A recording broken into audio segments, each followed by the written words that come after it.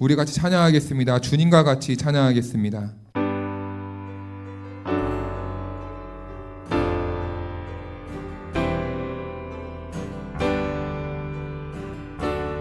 우리 같이 고백할까요? 주님과 같이.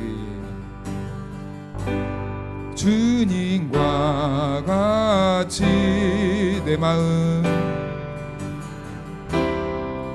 마음 만지는 분은 없네.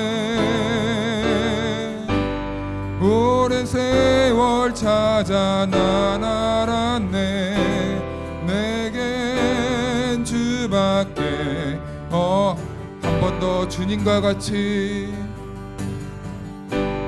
주님과 같이 내 마음 만지는 분은 없네. 오랜 세월 찾아 난 알았네. 내겐 주밖에 주잡이 강같이 흐르고 주잡이 강같이 흐르고 주 손길 치료하네.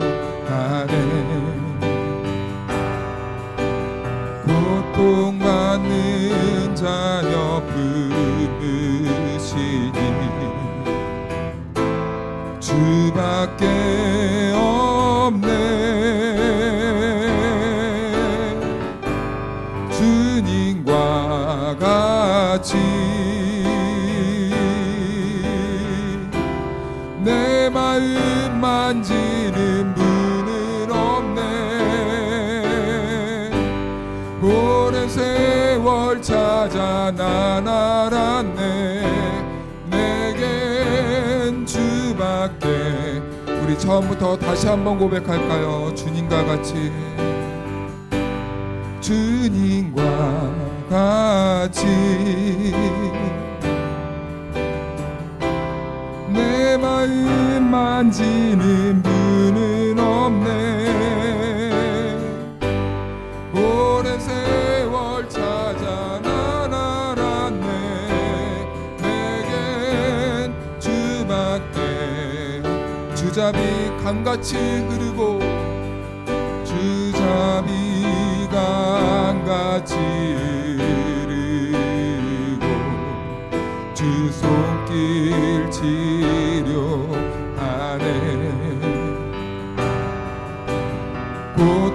고통받는 자녀 품으시니 주밖에 없네. 주님과 같이 내 마음 만지는 분은 없네. 오랜 세월 찾아 난 알았네. 내겐 주밖에.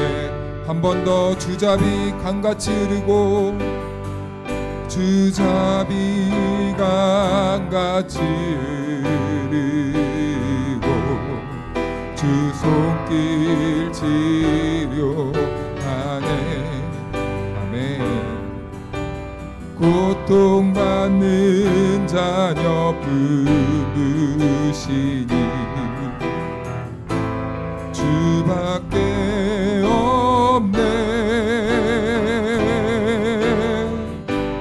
주님과 같이 내 마음 만지는 분은 없네. 오랜 세월 찾아 난 알았네. 내겐 주밖에. 오랜 세월 찾아 난 알았네. 오랜 세월 찾아 난 알았네. 내겐 주밖에. 오랜 세월 찾아 난 알았네. 오랜 세월 찾아 난 알았네.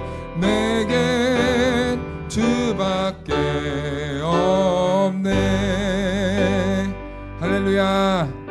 주님이 나의 전부이십니까? 주님만이 나의 소망이십니까?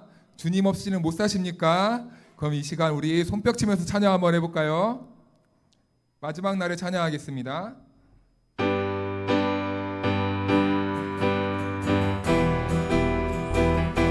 우리 힘차게 손뼉 치며 찬양합시다. 마지막 날에 마지막 날에 내가 나의 영으로 모든 백성에게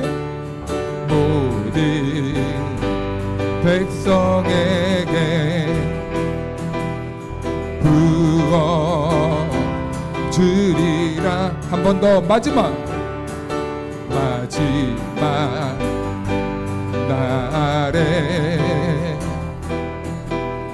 내가 나의 영으로 모든 백성에게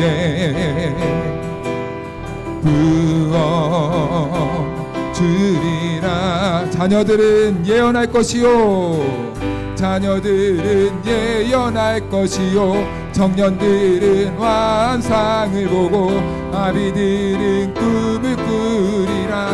주의 영이 자녀들은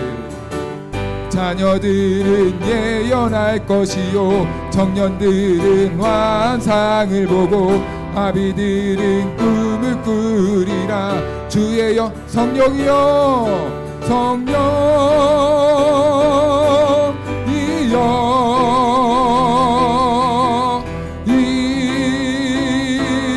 임하소서. 성령이여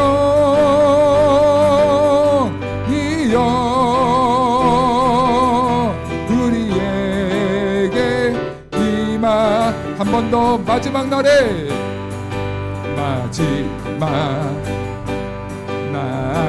내가 나의 영으로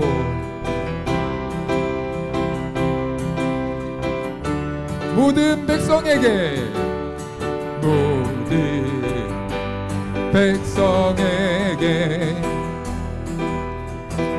부어 주리라. 자녀들은 예언할 것이요, 청년들은 환상을 보고 아비들은 꿈을 꾸리라. 주의 영이 자녀들은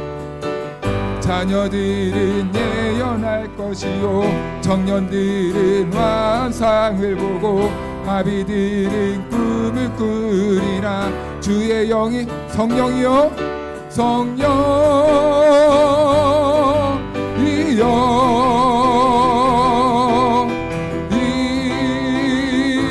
임하소서. 성령이여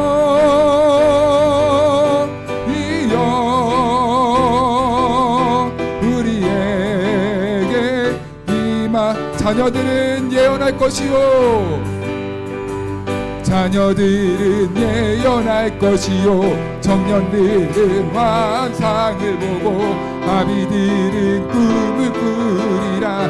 주의 영이 자녀들은 예언할 것이요, 청년들은 환상을 보고 아비들은 꿈을 꾸리라. 주의 영이 성령이여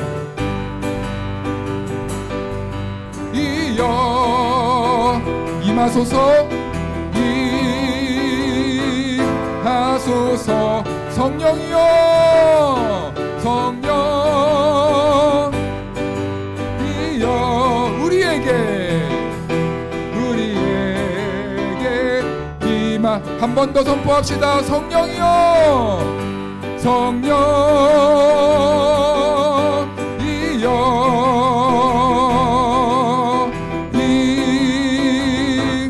임하소서. 성령이여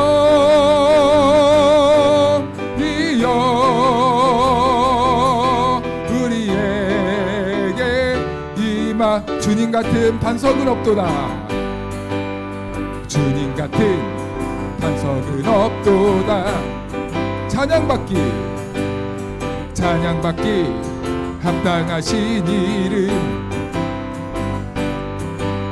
변치 않으시는 구원의 반석, 진실하시고 진실하신 주님 같은 반석은 없도다. 주님 같은 반석은 없도다. 아멘. 찬양받기 합당하신 이름, 변치 않으시는 구원의 반석, 진실하시고 진실하신 주님 같은 반석은 없도다. 만세 반석 예수 내 반석, 만세 반석 예수 내 반석, 만세 반석 예수 내 반석. 주님 같은 반석은 없. 우리 처음부터 다시 한번 찬양할까요? 주님 같은 반석은 없도다. 찬양받기 합당하신 이름, 변치 않으시는 구원의 반석, 진실하시고 진실하신 주님 같은 반석은 없도다. 처음부터 주님 같은 반석은 없도다. 찬양받기 합당하신 이름, 변치 않으시는 구원의 반석, 진실하시고 진실하신 주님 같은 반석은 없도다. 만세 반석 예수 내 반석, 만세 반석 예수 내 반석, 만세 반석 예수 내 반석. 주님 같은 반석은 없도다. 주님 같은 반석은 한 번 더 주님 같은 반석은 없도다. 할렐루야. 하나님께 영광의 박수 올려드립시다. 아멘. 우리 주품에 찬양하겠습니다.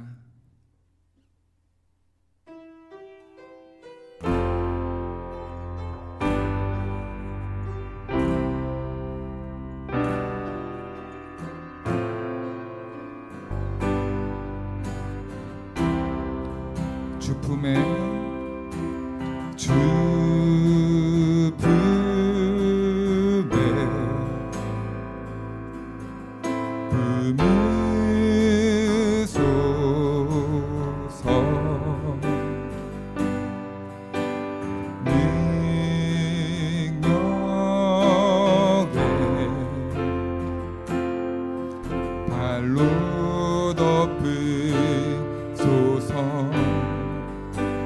거친 파도 날 향해 와도 주와 함께 날아오르리. 폭풍 가운데 나의 영혼 잠잠하게 주를 보고 주님 안에 나가리.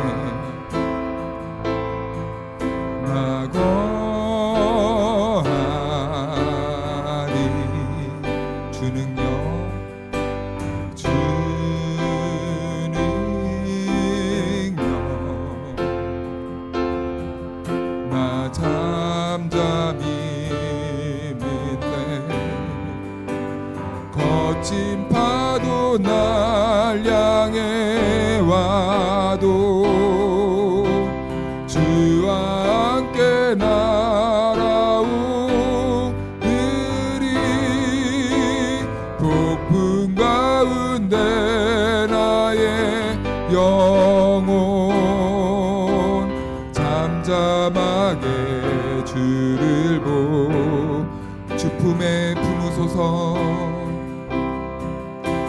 주품에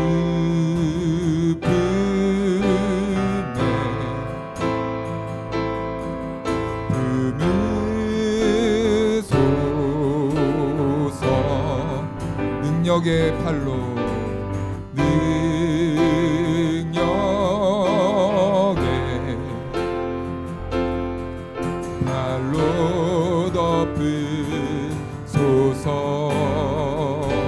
거친 파도 날 향해 와도 주와 함께 날아오르리. 폭풍 가운데 나의 영혼 잠잠하게 주를 보 주님 안에 나거하리. 주님 안에 나거하리.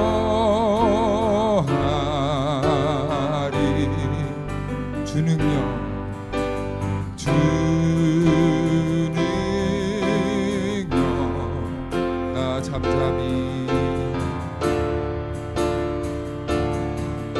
거친 파도 날 향해 와도 주와 함께 날아오르리. 폭풍 가운데 나의 영혼 잠잠하게 주를 보 거친 파도 날 향해 와도 주와 함께 날아오르리. 폭풍 가운데 나의 영혼 잠잠하게 주를 거친 파도 날 향해 와도 거친 파도 날 향해 와도 주와 함께 날아오르리. 폭풍 가운데 나의 영혼 잠잠하게 주를 보리라. 잠잠하게 주를 한 번 더 잠잠하게 주를 보리라. 잠잠하게 주를 우리 시간 같이 기도하며 나아갑시다. 네, 오늘 오후에 주신 하나님의 말씀은 야고보서 1장 1절입니다. 우리 다 찾으셨으면 한 목소리로 합독하겠습니다. 시작. 하나님과 주 예수 그리스도의 종 야고보는 흩어져 있는 12지파에게 문안하노라. 아멘. 할렐루야. 네, 하나님의 은혜와 평강이 함께하기를 주님의 이름으로 축원합니다.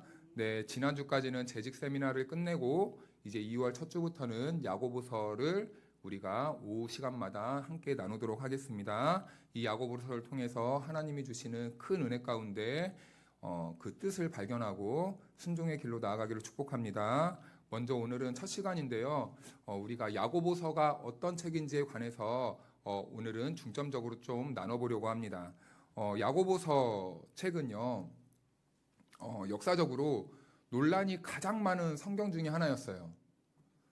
기록된 것은 거의 앞에 부분에 기록된 앞시대 정도의 기록이 됐는데, 그런데 정경으로 들어오기까지는 사실은 가장 마지막에 들어왔습니다. 정경이라고 하면 우리가 들고 있는 이 성경책을 말하는 거잖아요. 이 책을 우리는 정경이라고 합니다. 이 정경 안에 가장 마지막으로 들어온 책이 바로 야고보서였어요. 그래서 야고보서는 마지막에 들어온 만큼 그만큼 이 학자들에 의해서 논란이 많이 되었던 책이기도 합니다. 그래서 이 책을 가장 싫어했던 신학자가 있는데요. 종교개혁자 중에 한 명이었던 마틴 루터라는 사람이 이 야고보서 책을 정말 싫어했어요. 왜냐하면 마틴 루터의 이 종교개혁의 그 핵심 가치는 의인은 오직 믿음으로 말미암아 의롭게 된다라는 이 핵심 가치를 붙들었는데, 그런데 이 야고보서를 아무리 읽어봐도 그 당시의 신학과 그 당시의 성경을 이해하는 것과 그리고 배경을 살펴보았을 때는 아무리 이 성경을 읽어보아도 루터의 입장에서는 허용되지가 않는 거예요. 그래서 이 루터는 야고보서를 뭐라고까지 말했냐면 지푸라기 서신이다라고 이렇게 말하기까지 합니다. 지푸라기는 무엇입니까? 쓸모없는 성경이라는 거예요. 아무런 쓰임이 없다는 거예요. 그렇게 주장한 이유가 몇 가지 있는데, 첫 번째는 야고보가 사도가 맞는지에 대한 의문이 있었어요. 이 저자에 대한 의문이었는데요. 이 야고보서를 기록한 이 야고보가 그 사도 야고보가 맞냐 아니냐, 이 논쟁이 굉장히 컸습니다. 왜냐하면 이 당시에 예수님 시대에 야고보란 이름이요 굉장히 흔했거든요. 우리가 오전에 이 시몬이란 이름도 흔했다고 말했잖아요. 야고보란 이름도 굉장히 흔한 이름이었어요. 구약식으로 말하면 우리가 잘 아는 야곱이 바로 야고보입니다. 이 야고보란 이름은 굉장히 흔했는데, 그런데 더군다나 이 성경에서 언급되고 있는 야고보란 이름도 한둘이 아니었던 거예요. 성경에서만 적어도 4명의 이 야고보가 나오는데요. 첫 번째는 세베대의 아들 야고보, 그리고 알페오의 아들 야고보, 그리고 주의 형제 야고보, 예수님의 형제 야고보죠. 그리고 야고보의 아들 유다라는 이 명칭이 있습니다. 그러니까 총 적어도 4명이란 야고보가 이 신약 성경에서 언급되고 있었기 때문이죠. 그래서 이 야고보는 도대체 누가 썼는가라는 것을 생각했을 때 알 수 없는데 라고 할 수밖에 없었던 거죠. 그리고 두 번째는 야고보서가 정경으로 들어오기까지는 야고보서를 아무리 봐도 뭐 중요한 신학적인 내용이라든지 아니면 교리 이런 게 없었어요. 이 도대체 이거는 뭐 주제도 없어 보이고 교리도 없어 보이는 거예요. 왜냐하면 야고보서를 우리가 겉으로만 보면요, 그냥 행해야 된다, 삶으로 살아야 된다, 행동해야 된다, 이것이 전부였기 때문이죠. 그래서 이 루터가 볼 때는 이 야고보서는 단순히 행위를 강조하는 책이구나, 실천과 행위를 강조하는 책이라고 이해했다는 거죠. 그런데요, 이런 주장은 사실 표면적인 것이었어요. 실천과 삶을 말하는 것 같지만 야고보서가 말하는 핵심 가치는 뭐였냐면 올바른 순종이 목적이었다는 거죠. 무조건 행동하는 것이 아니라 우리가 바르게 순종해야 됩니다라는 거예요. 그래서 우리가 그냥 맹목적으로 선행을 하고 봉사를 하는 게 아니라 우리가 바르게 선행을 해가고 바르게 살자라는 것이 야고보가 말했던 그 주장이었습니다. 그런데 야고보가 이렇게 주장한 이유는요, 사실은 당시 상황 때문이었어요. 루터와 반대로 야고보라는 이 사람이 그 당시에 실천과 행동을 강조할 수밖에 없었던 이유가 그 당시의 상황 때문이었다는 겁니다. 그래서 그 이유는 우리가 앞으로 이 본문을 천천히 읽어 나가다 보면은 야고보가 그럴 수밖에 없었겠구나라는 것을 깨달아 갔기 때문에 오늘은 잠깐 덮어두고, 오늘은 왜 우리가 야고보서를 읽어야 되는가, 오늘을 살아가는 우리 그리스도인들이 왜 야고보서에 다시 집중해야 되는가에 대해서 짤막하게 나누어 보려고 하는데요. 우리 한국교회의 이 분위기를 보면요, 양극단으로 나뉘어졌다고 해요. 오직 은혜, 행위는 모르겠고 오직 은혜, 이것만 강조하는 이 파가 있고, 그리고 또 한쪽에서는 너무 오직 은혜만 하니까 거기에 반해서 무슨 소리야, 행동해야지, 은혜 받았으면 순종해야지, 순종 이것만 강조하는 무리가 있다는 겁니다. 그래서 이 야고보서를 우리가 잘 파헤치고 잘 읽어나가다 보면 은혜와 행함 사이에서 균형을 잡아주게 하는 역할이 바로 이 야고보서란 책입니다. 왜냐하면 야고보서는 실천만을 강조하는 것이 아니라 무엇이 진정한 바른 순종인가를 정확하게 핵심을 짚어주고 있기 때문이에요. 그래서 이 야고보서는 무엇이 바른 순종이냐, 우리 성도들이, 은혜 받은 성도들이 어떻게 하는 것이 바르게 순종하는 것인가 라는 것을 목적으로 하고 있다는 거죠.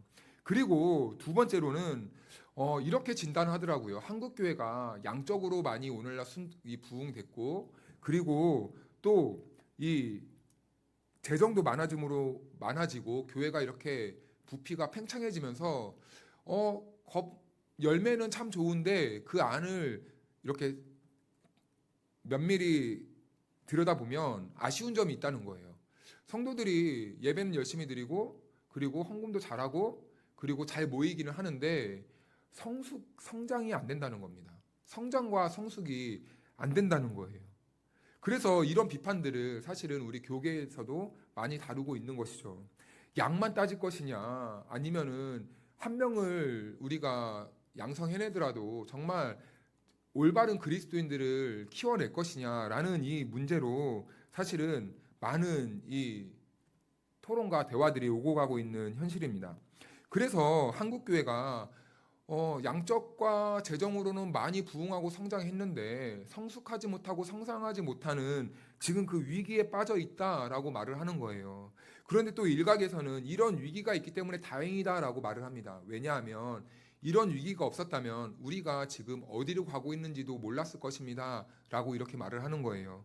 그래서 오히려 어려운 상황이 닥쳐올수록 사람들은 어려운 상황에서 무엇을 발견하기 시작하냐면 우리가 해야 될 일이 도대체 무엇이냐, 그 본질이 무엇인가를 쫓게 되어 있습니다. 그래서 오히려 한쪽에서는 지금 한국교회의 이런 상황에서 성숙하지 못하고 지금 비대해지는 이런 상황에서 우리가 다시 주목해야 될 부분이 무엇인가를 집중할 수 있도록 이끌어주는 책이 있다면 바로 이 야고보서 책이다라는 거예요.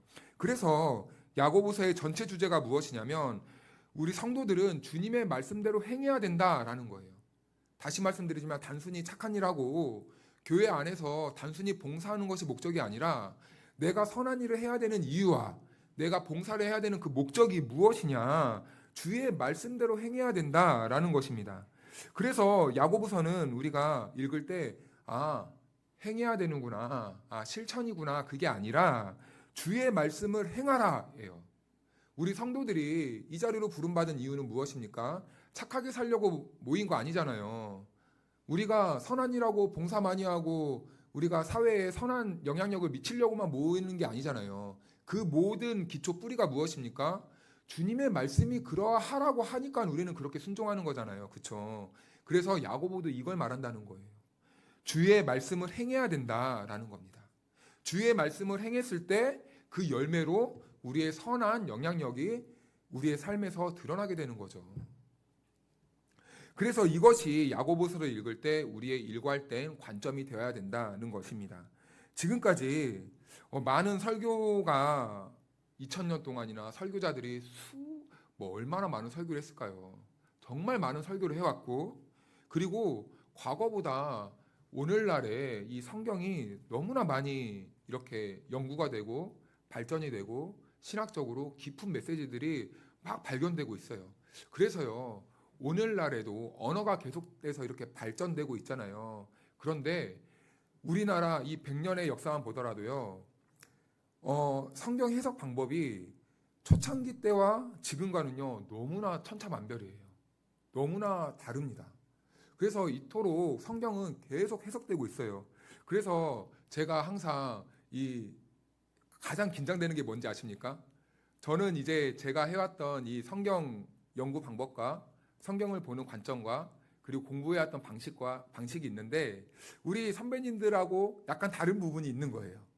그럴 때 이것을 어떻게 이 난제들을 극복해 나갈까라고 하는 사실은 이 염려가 항상 있습니다. 그런데 이처럼 많이 주의 말씀이 연구되었고 해석되었는데요. 그런데 문제가 있는 거죠. 지식은 이렇게 깊어지고 많은 이 가르침들은 막 생겨나고 있는데 왜 우리는 도대체 행동하지 못하는가? 주의 말씀은 선포되고 있고 정말 언어는 발전돼서 그 뜻과 의미는 점점 더 우리가 하나님의 뜻과 더 조금씩 가까워지고 있는데 왜 그렇다면 우리는 실천하지 못하는가? 이 부분에 대해서 우리는 야고보서를 통해서 길을 찾아가야 된다는 거죠. 그래서 이 야고보서는 우리에게, 이 신앙인들에게, 특히 오늘을 살아가는 우리 신앙인들에게 매우 중요한 책이다라는 것입니다. 그러면 저자 문제에 대해서 우리가 조금 생각을 해볼까요? 아까 이 야고보서가 정경으로 들어오지 못했던 이유 중에 하나가 이 야고보가 그 야고보가 맞냐라는 이 논란 때문이었다고 말씀드렸잖아요. 그런데 1절 말씀을 보니까 오늘 하나님과 주 예수 그리스도의 종 야고보 이렇게 기록하고 있습니다. 그러니까 일단 이 어떤 야고보인지는 모르지만 이 야고보서는 야고보가 기록한 게 맞는 거예요. 여기에 대해서는 의심의 여지가 없습니다. 자, 그런데 이제 추측할 수 있는 것은 이 책이 기록된 연대라든지 아니면 야고보가 언제 죽었는가, 이 책이 언제 기록되었고, 그리고 이 성경에 등장하는 야고보란 인물들이 언제 죽었는가라는 것과, 그리고 여러 상황들을 이 종합적으로 연구해 보았을 때 학자들이 거의 대부분 90% 이상이 동의하는 것이 주의 형제 예수님의 동생 야고보가 기록했을 것이다 라고 이렇게 입을 모으고 있습니다. 그러니까 이제 우리가 이 신학이 발전되고 우리가 이제 이 성경을 배우고 읽는 우리로서는 이제는 이 야고보서의 저자는 다른 사람이 아니라 예수님의 형제 야고보가 기록한 것이구나 라는 것을 이제는 그냥 의심하지 않아도 됩니다. 혹시 여기에 계신 분들 중에서 예수님의 형제라고 하니까 혹시 예수님께도 형제가 있었어? 라고 생각하시는 분들 없죠? 네, 없으실 겁니다. 예수님은 외동 아들이 아닙니다. 마리아와 요셉이, 예수님은 이제 성령으로 잉태하고 마리아와 요셉은 이제 육체적인 관계 속에서 많은 이제 아들과 딸을 낳았어요. 그 중에 한 명이 야고보라는 거예요. 그래서 이제 주의 형제 야고보가 기록을 했어요. 그렇다면 이제 예수님의 동생 야고보는 도대체 어떤 인물이었는가? 요한복음을 보면 이 야고보는 예수님이 공생의 기간을 살아갈 동안에 사실은 예수님은 하나님의 아들로서 믿지는 않았습니다. 우리 그 부분을 한번 찾아가 볼까요? 요한복음 7장을 한번 가보겠습니다.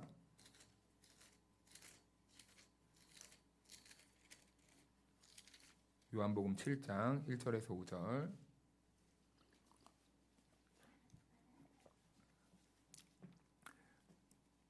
신약성경 155쪽입니다.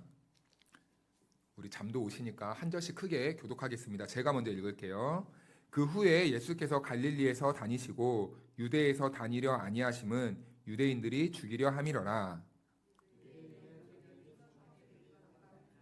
그 형제들이 예수께 이르되 당신이 행하는 일을 제자들도 보게 여기를 떠나 유대로 가소서.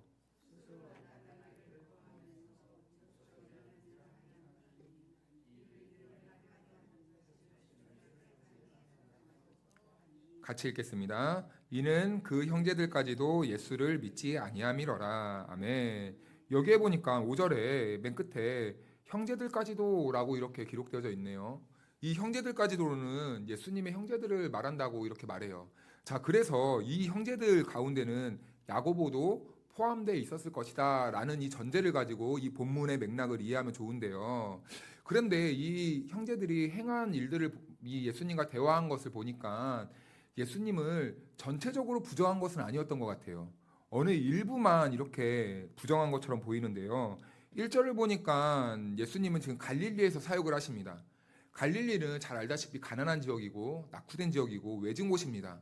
그런데 예수님은 갈릴리를 중심으로 사역했어요. 왜냐하면 쫓겨났기 때문이죠. 그런데 2절을 보니까 지금 유대인 명절인 초막절이 가까워졌다고 합니다. 이 시기는 이 유대인 사람들이 많이 이 예루살렘으로 모이는 그 시점이에요. 그리고 형제들이 예수님에게 이제 유대로 가십시오, 예루살렘으로 가십시오 말하는 거예요. 그런데 왜 그런가 했더니 당신이 무언가를 이루고 싶으면 중앙 무대로 가라는 겁니다. 지금 이제 사람들이 많이 모일 명절 기간이니 이제 예수님이 큰 뜻을 행하기 위해서는 사람 많은 곳으로 가야 되지 않겠습니까? 왜 갈릴리에 계십니까? 유대로 가십시오라고 하는 거예요. 그래서 4절 말씀을 보니까 이렇게 말씀하네요. 스스로 나타나기를 구하면서 묻혀서 일하는 사람이 없나니 이 일을 행하려 하거든 자신을 세상에 나타내소서 하니. 그러니까 갈릴리 총구석에 있지 말고 왜 고기 잡는 어부들하고 이러고 있습니까? 오늘날 우리로 말하면 이제 굉장히 똑똑하고 그리고 한참 미래가 창창한 사람이 이제 섬으로 간 거예요. 섬으로 가서 이제 진짜 한두 명, 몇 명 데리고 있는 사람도 없어요. 어떻게 보면. 자기 가족이 전부예요. 그런 곳에서 목회를 하고 있는 거예요. 그러니까 이 가족들이 보기에 안타까워서 이 사람이 능력도 많고 행할 일도 많은데 너무 안타까운 거예요. 그러니까 도시로 가십시오. 이 말입니다. 이 말. 이런 내용으로 보았을 때 예수님을 전체적으로 부정하진 않았어요. 왜냐하면 지금 예수님이 자기 형제들에게 어떤 능력이라든지 아니면 어떤 지혜를 정말 능력 있게 잘 가르친다거나 행하고 있었기 때문입니다. 그런데 그들은 예수님이 구약에서 예언한 그 메시아라는 것은 아직 모르고 있었어요. 아직 거기까지는 눈을 뜨지 못하고 있습니다. 예수님께서 이 땅에 오신 목적, 십자가에서 못 박혀 돌아가시고 우리를 구원하실 이 희생제물로 오셨다는 것은 아직까지는 이해 못하고 있었던 거예요. 그래서 이 아직 형제들은 예수님께 어떤 능력이 있고 지혜의 말이 있는 것으로 보아서 좀 큰 일을 하실 사람인 것처럼 느껴지는데 아직 예수님이 하나님의 아들 메시아라는 것을 아직 믿지 못했다라는 것입니다. 그렇다면 야고보는 언제 예수님이 하나님의 아들 메시아라는 것을 깨닫게 되었을까? 이것을 생각해 보면요. 야고보서를 기록할 만큼 큰 변화의 과정을 겪었을 거 아니에요? 그런데 이 성경의 그 흔적을 매우 흐릿하게나마 우리가 발견할 수 있어요. 우리 고린도전서 말씀으로 한번 가봐야 됩니다. 고린도전서 15장 말씀. 어떻게 주의 형제 야고보가 예수님을 인정하게 되었을까? 고린도전서 15장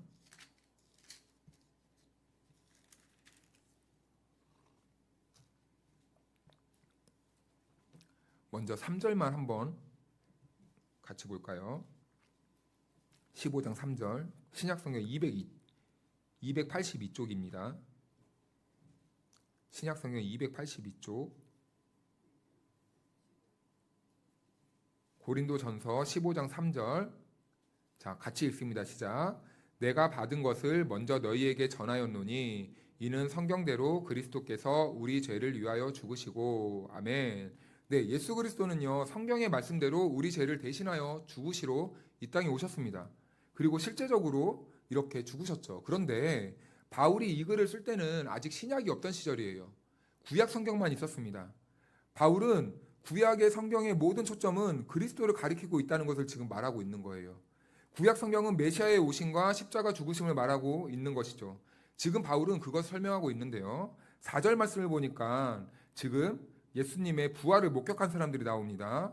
장사 지낸 바 되셨다가 성경대로 사흘 만에 다시 살아나사 게바에게 보이시고 후에 12 제자에게와 그 후에 500여 형제에게 일시에 보이셨나니 그 중에 지금까지 대다수는 살아있고 어떤 사람은 잠들었으며 그 후에 야고보에게 보이셨으며 그 후에 모든 사도에게와 맨 나중에 만삭되지 못하여 난 자 같은 내게도 보이셨느니라. 아멘.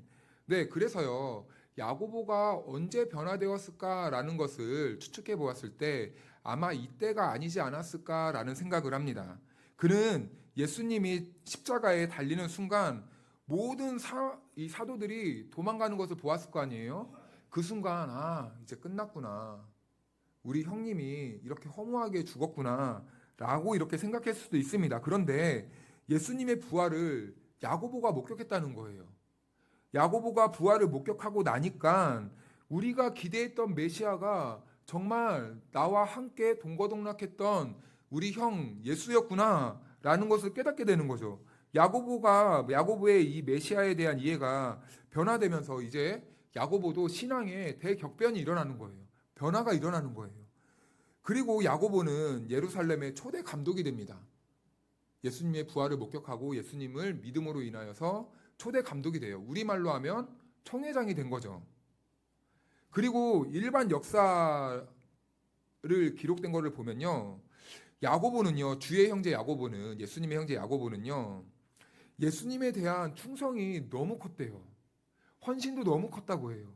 그래서요. 신앙을 부인하라고까지 이렇게 생명을 위협하면서까지 겁박을 했지만 끝까지 그 충성을 놓지 않았다고 합니다. 그래서 결국엔 주님이 오신 후에 62년도에 그는 순교를 당해요. 그래서 이제부터 예수님의 동생 야고보가 첫 절에 남긴 그 글을 자세히 이제 살펴보려고 하는데요. 우리 다시 이제 본문으로 가겠습니다. 야고보서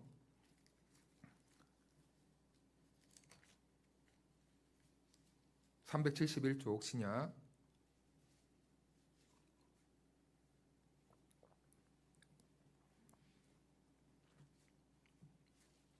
이 말씀은요 정말 중요합니다. 왜냐하면 이것을 잘 이해해야 우리가 이 야고보서를 잘 들어갈 수 있거든요.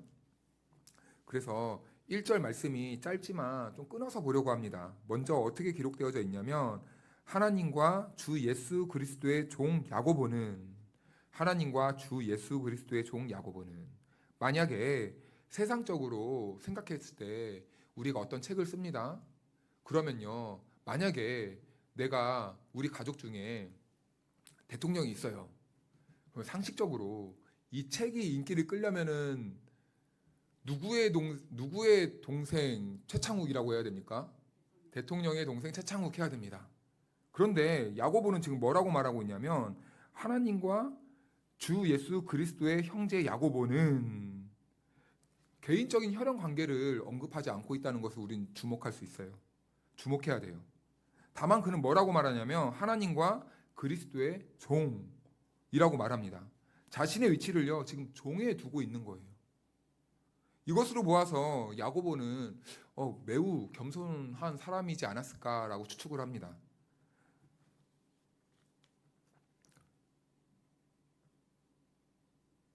그래서 하나님과 이 말은요 유대적인 표현 방법이거든요.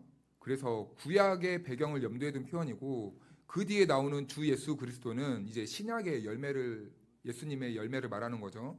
그래서 이것은 풀어서 말하면 무슨 말이냐면 야고보는 한때 친형제이기는 하지만 태어나 보니 형이 있었던 거예요.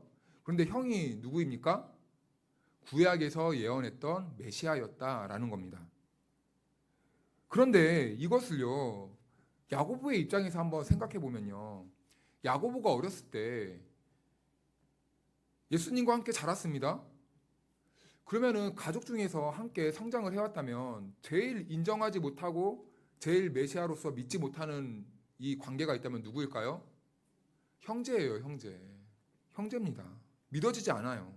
집안 식구들일수록 자기 형제가 어떤 대단한 사람이 돼도 사실은 별로 이렇게 크게 생각하지 않아요. 왜냐하면은 과거에 어렸을 때 못난 모습만 생각나거든요. 코 흘리고 찡찡 울고 말썽만 피우고 이런 모습만 생각나는 겁니다.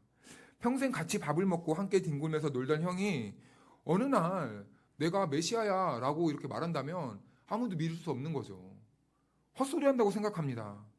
그래서 야고보는 이런 혼란을 겪어야만 했을 거죠. 예수님을 메시아로 인정할 수 없었어요. 그런데 야고보가 예수님의 부활을 경험한 후에 이제서 자기 형이 진짜 메시아가 맞다는 것을 확인하게 되었다는 겁니다. 그리고 그는 예수님이 하나님의 아들이라는 이 정확한 이 신학적인 정림을 하게 되는 거예요.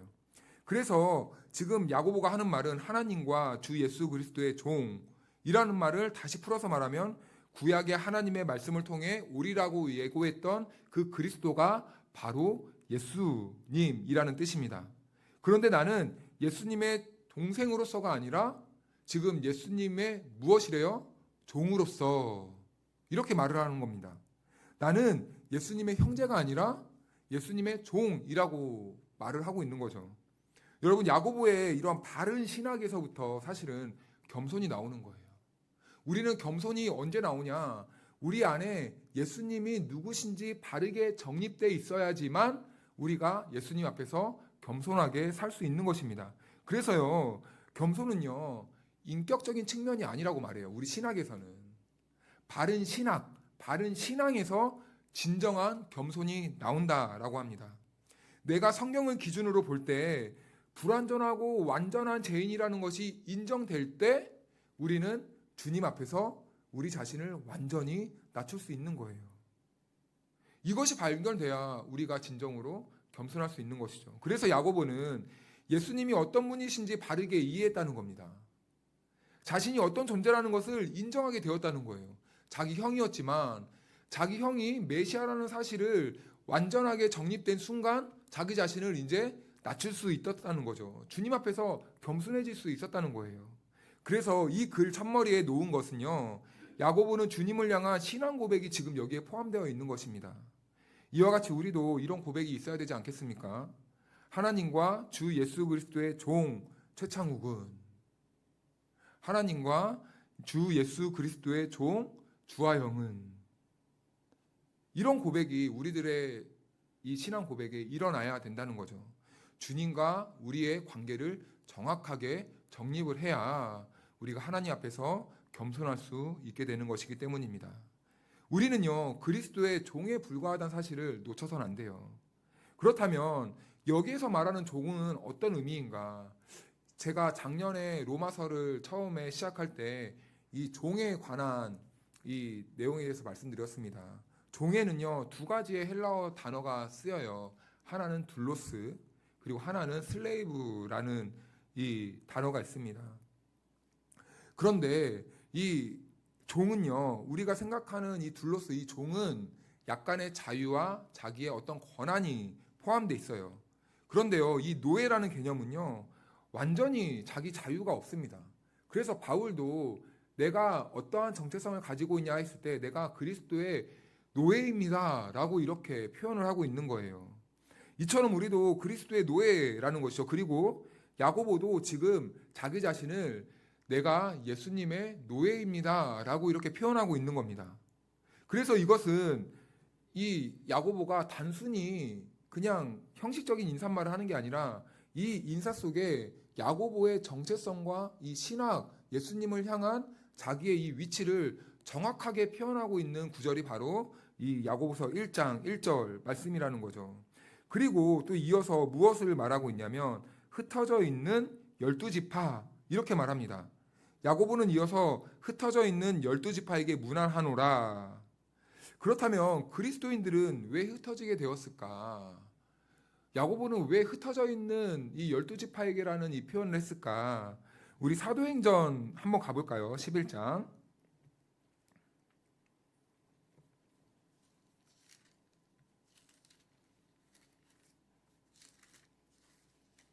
사도행전 11장.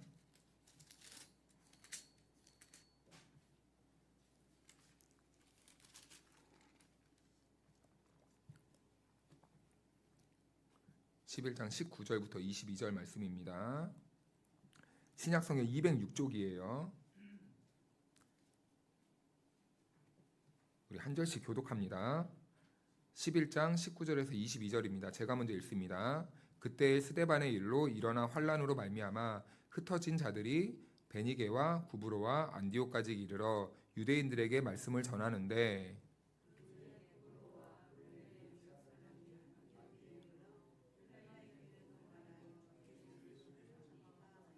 주의 손이 그들과 함께 하심에 수많은 사람들이 믿고 주께 돌아오더라.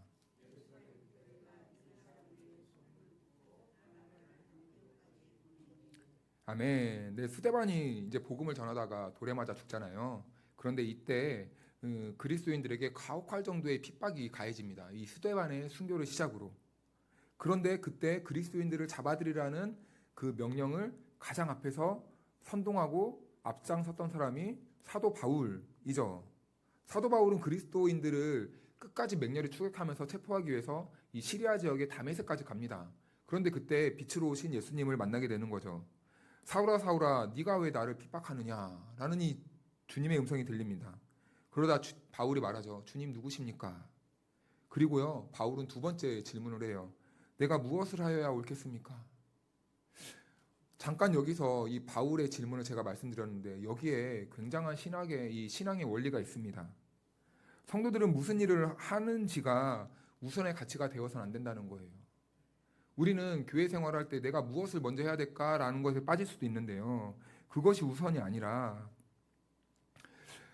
먼저 우리가 그리스도가 누구인지를 분명하게 아는 것이 우선입니다. 그런데 바울은 그것이 우선되지 않았어요. 단순히 자기 열심, 자기 열정 이것이 바울의 인생을 삼키고 있었던 거죠. 그런데 이 그리스도인들, 기독교인들은요 언제 인생이 새롭게 시작되냐면 우리가 예수님을 만난 후부터 우리의 인생이 새롭게 되지 않습니까?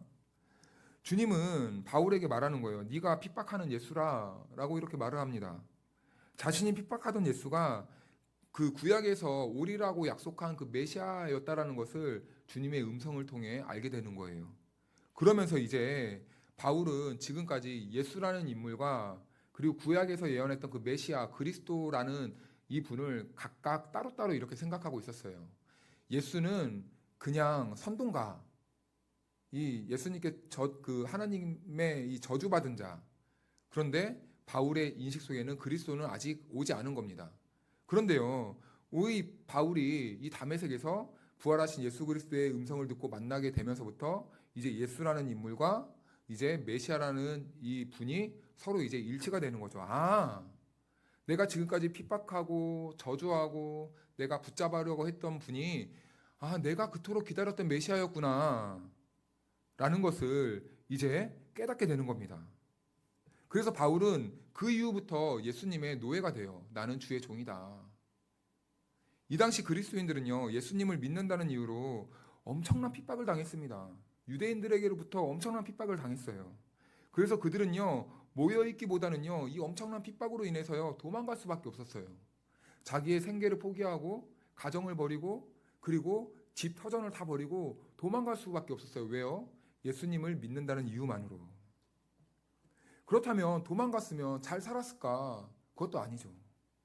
도망자의 신생에 터도 없지, 어디로 막 가야 될지 몰라서 막 그냥 밤낮으로 뛰기만 하는데 잘 살았을까요? 아니에요. 못 살았어요. 그래서 야고보서는 우리가 읽다 보면요, 가난한 사람들을 도우라는 이 실천적인 메시지가 굉장히 많이 나옵니다. 그리스도인들의 삶이요, 가난이 계속해서 이어지는 거예요. 그러니까 이 가난이 계속 이어지고 삶이 이 공고해지다 보니까 이제 세속적인 물결이 들어올 때, 막 유혹이 올 때 넘어지기 시작하는 거죠. 신앙을 포기하는 일까지 생기게 되는 겁니다. 그래서 성도들은 이런 고민을 해요. 내가 이렇게 예수를 믿어서 뭐하냐? 내가 이렇게 예수를 믿는다고 신앙 고백하면 뭐하냐? 나는 곧 죽겠는데. 이런 사단까지 일어나게 된 것입니다. 그래서 2016년에 옥스퍼드 대사전이 있거든요. 여기에 그 단어 하나가 올라와요. 탈진리라는 단어입니다. 탈진리. 이 말은 무슨 말이냐면 절대 진리라는 없다라는 거예요. 절대 진리는 없다. 그러니까 오늘날 교회 안에서 가장 무서운 것이 있다면 무엇입니까? 복음이 애매해지는 거예요. 복음이 애매해져요. 모호해지는 겁니다. 이래도 되고 저래도 되고 이래도 좋고 저래도 좋고 절대 진리가 모호해지고 애매해지는 거예요. 성도들이 그렇게 됐다는 거예요. 복음은 들었는데 세속화가 들어오니까 애매해지는 겁니다. 내가 이래도 되나? 이렇게 믿어서 뭐해? 그런데 여러분, 우리는 성경의 가르침 앞에서 어떻게 해야 됩니까? 타협이 없어야 돼요, 사실은. 타협이 없어야 돼요. 그런데 우리는 계속해서 타협하라고 요구를 합니다. 누구에게요? 설교자에게요. 설교자에게. 그런데 또 소위 이 지성인들이라고 하는 사람들이 어떻게 말하냐면 오늘 그 진리를요 굉장히 모호하게 말해요. 이럴 수도 있고 저럴 수도 있고. 이것은 오늘날 우리들의 문제와 어려움이기도 하지만 사실은 야고보 시대의 성도들도 처했던 상황이 이런 모습이었다는 겁니다. 가난과 핍박과 환난 앞에서 흔들리고 흩어진 그리스도인들이 감당해야 되는 현실이 너무나 크고 어렵기 때문에 신앙이 흔들리는 거예요. 모호해지는 거예요. 그런데 특이한 것은 이어서 야고보는 12지파라는 이 단어를 사용해요. 이 시대는 아직 12지파라는 개념이 공식적으로 사용되진 않았던 시대였거든요. 그런데 야고보가 12지파를 말하는데요. 제가 계시록 말씀을 제가 읽어드리겠습니다. 12절 말씀인데 21장 12절 말씀인데 크고 높은 성곽이 있고 12문이 있는데 문에 12천사가 있고 그 문들 위에 이름을 썼으니 이스라엘 자손 12지파의 이름들이라. 아멘. 이 말은 어떤 의미로 사용됐냐면 마지막에 완성된 하나님의 나라를 염두에 두고 12지파라는 단어를 사용합니다. 즉 12지파는요 우리를 포함한 모든 구원받은 백성들을 말하는 거예요. 다른 신천지에서 말하는 그런 거 아닙니다. 모든 하나님의 구원받은 백성들, 천국을 약속받은 사람들, 그 사람들을 상징적으로 12지파라고 말을 하는 거예요. 그래서 이것은 새로운 이스라엘, 새로운 하나님 나라에 포함된 성도들을 통틀어서 말하는 말입니다. 이미 흩어졌는데 무슨 12지파가 있는가 이렇게 생각할 수도 있어요. 그런데도 야고보는 흩어져 있는 성도들에게 우리 모두는 다 하나님 나라에서 한 공동체다라는 것을 지금 강조하고 있는 거예요. 그래서 하나님 나라에 속한 12지파에게 문안한다. 그러니까 즉 우리가 하나님 나라에서 한 형제 자매로 만날 성도들에게 문안한다라는 그런 의미가 담겨 있는 겁니다. 그래서 이 문안하노라라는 이 말은요, 단순한 안부 인사가 아니라 성도들을 신방하고 또 교제하는 그런 의미가 담긴 문안이에요. 그래서 야고보는요, 세계에 흩어진 모든 사람들이 다 하나님 나라 안에서 하나이니 새로운 공동체, 한 교구, 한 백성이라는 것을 이렇게 가르치고 고백하고 있는 것이죠.